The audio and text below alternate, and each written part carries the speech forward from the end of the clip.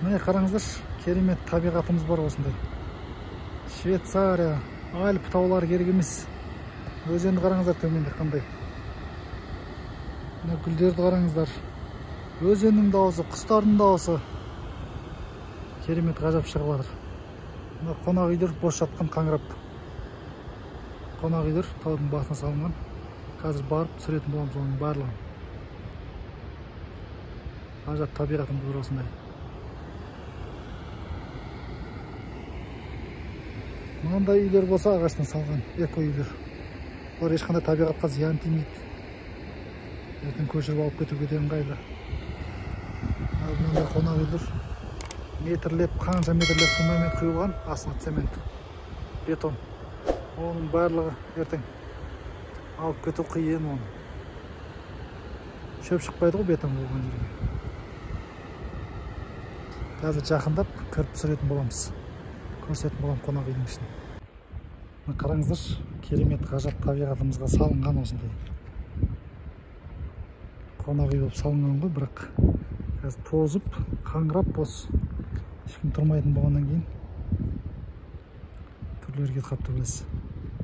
Енді керемет жерге ағашпен енді жақсылап тұрып салған. Фундаментінің өзін қараңыздаршы, қандай биік. Қандай фундамент құйған. Мына төмен жақ пен, мына жақты қараңыздар. Салыстырып. Өте биік. Құйылған, бірақ қаңырап бос жатыр. 5 үй. Тауға негізі осындай, мынандай эко үйлер салатын болса, ешкім ештеңе демейді ғой ағаштан. Ал былай фундамент құйып, фундамент құйылған жерге ертең ештеңе шықпайды ғой. Бұндай салуға рұқсат бермеу керек тауда. Рұқсат берілсе, тек осындай ағаш үйлерді салса, эко үйлерді. Сол кезде табиғатымызды сақтап қаламыз, осындай ғажап табиғатымызды. Швейцария, Альп таулары керек емес қой мынандай табиғаттың кезінде. Бар кезде. Алтын шыққан жерді белден қаздып, төмен жаққа қонақ үйлер салып тастаған. Одан бөлек мына жаққа ресторан салып жатыр екен да, үлкен етіп енді. КамАЗдармен қанша құрылыстар тасып,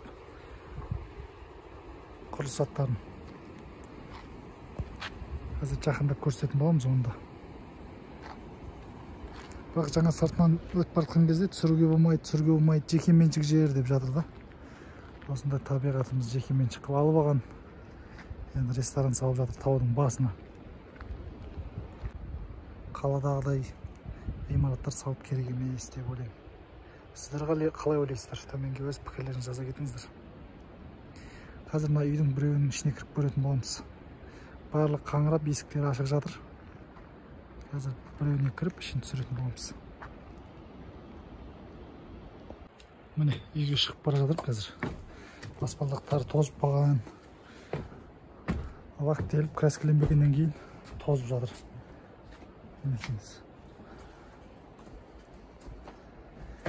Енді қаншама қаражат кеткен ғой. Айналардың өзі өте қымбат. Ашық тұр есіктері. Бисмилля, ассаламу алейкум деп кіреміз. Құрылыс бітпей қалған екен. Енді цементтен жақсылап аямай құйылған.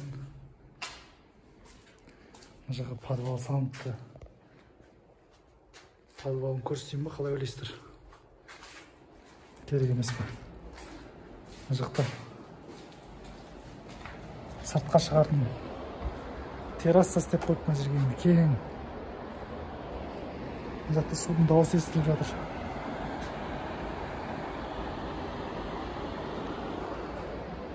Панорама, керемет көрініс.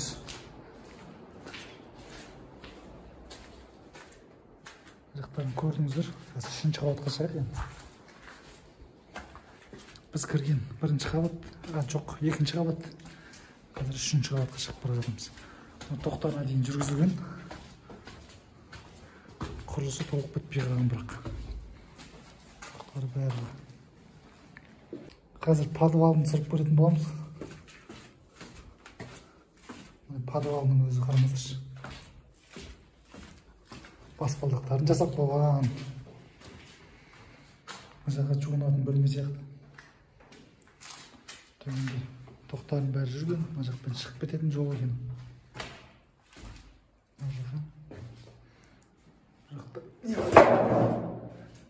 Бұл жақ адамдар кіріп ішіп кеткен ба, құрылысшылар ішкен ғой бұл жерде материалдарымен. Енді төменде тағы да бір подвалында материалдарды енді үйіп тастапты. Енді құрылыс бітпей қалған, не себеп бітпей қалды, қараңызшы, керек заттардың бәрі жатыр мына жерде. Адамдар да біраз алатын алып кеткен сияқты. Жалпы осы іші көрдіңіздер. Енді мынау кезекті бір екінші үйдің подвалынан бастап көрсетейін сіздерге.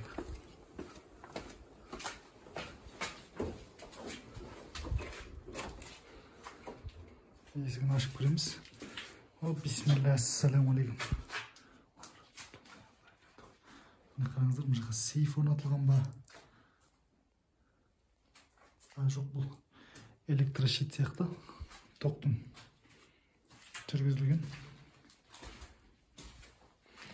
Судың барлық трубаларын жүргізіп кеткен, тоқтың, судың барлығын. Бірақ құрылыс бітпей қалған. Баспалдағына дейін жасап кеткен, қараңыздар. Мына жақта баспалдақ бар екен. Бөлмесінен керемет. Енді қанша қаражат жұмсалған болған енді. Піскен қыштан салыпты, қызыл кірпіштен. Терезесін ұрып сындырып кетті. Баспалдақпен жоғарғысына шығып көреміз. Екінші этажға.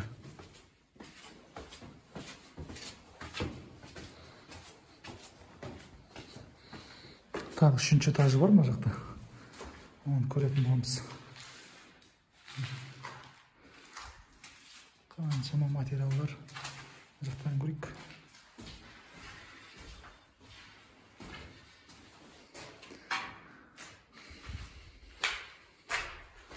Әжетхана душ сияқты. Қаншама ағаш материалдар жатыр.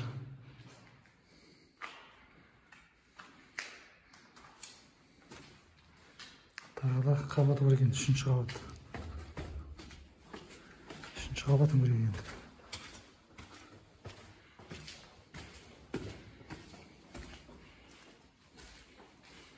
Үшінші қабаттағы терезелер өте керемет екен. Жақсы көрінеді, панорамный вид.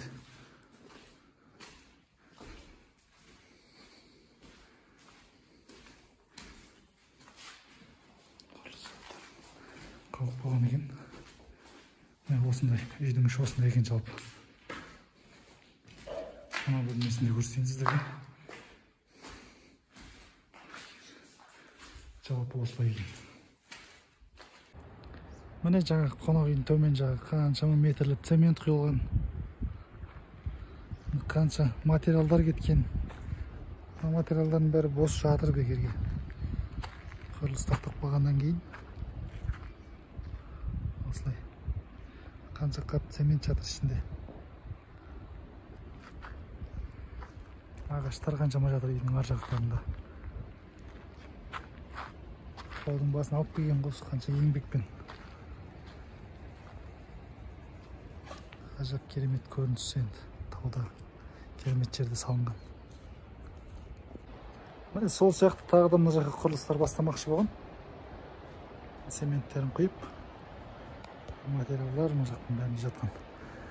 Енді өте көп материалдар. Бірақ құрылыс бітпей қалған. Сол қалып қойған қонақ үйлер.